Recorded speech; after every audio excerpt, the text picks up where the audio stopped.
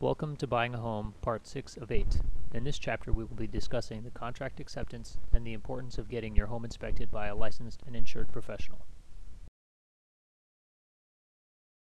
Good morning. Welcome to your house that we have acceptance on. After my first investment home, I decided to take a home inspector course. It was a great investment as it continues to help me make more educated decisions about a home. It helped give me the insight to know how homes are constructed. I have been able to save time for my buyers before they get into any contract and order an inspection that will point out something that could potentially destroy the entire deal. Imagine you get yourself into a deal and find out that there are structural problems with an outdoor patio, and it looks visibly sturdy, but because it was built by the previous homeowner and not a licensed contractor, it has improper footing and support, and could actually collapse at any minute. You'd want to know this sort of thing before you buy any home to prevent from costly damages in the future. It's not your place to know everything about a home, and ordering a professional home inspector is a must before you buy it. Even I order one because an inspector always catches things that I did not. The more eyes you have looking at a property, the better off you are at knowing what you are buying.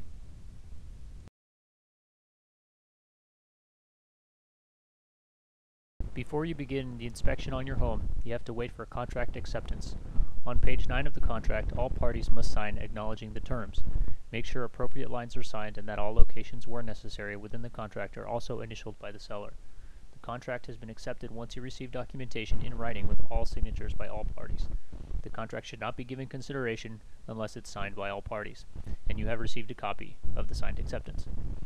Once it's been accepted, the clock starts ticking on your inspection period, so it's important to be clear in the contract when that inspection period is to begin.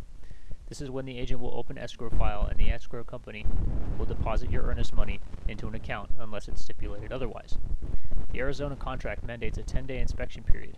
This is the time a buyer has to properly order and inspect the premises before obligating themselves into a purchase.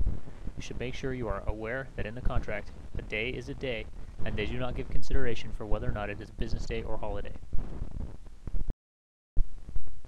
Make sure that in the contract you're signing, you aren't waiving your right to an inspection. I would be highly suspect of a house or seller that is making no disclosures or insists on inspection waivers. Make sure you get a written copy of any seller disclosures immediately following contract acceptance. This is known as the Seller Property Disclosure Statement. This works.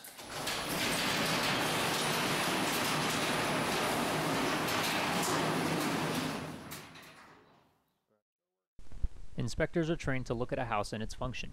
They are not supposed to invade walls or spaces that cannot be seen by the naked eye.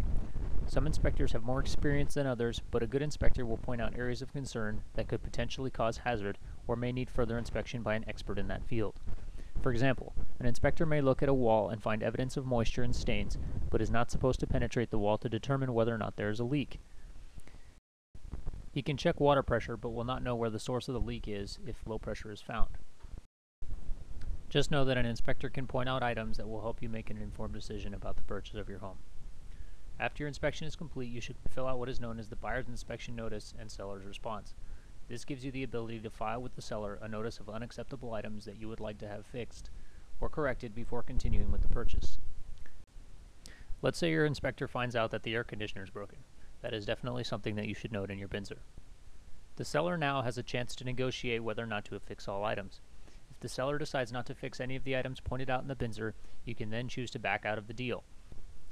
It's important to have your agent go over this process with you because there are addendums that could stipulate that the seller makes no warranties nor intends on fixing anything, so at that point, a BINSR is just a formality. This is typical when buying a bank-owned property. I hope this video has helped to describe the process of inspection. There are many more details to consider, and it would be a good idea to consult an experienced agent. Thank you for your time, and please follow up with Chapter 7, Appraisals and Performance.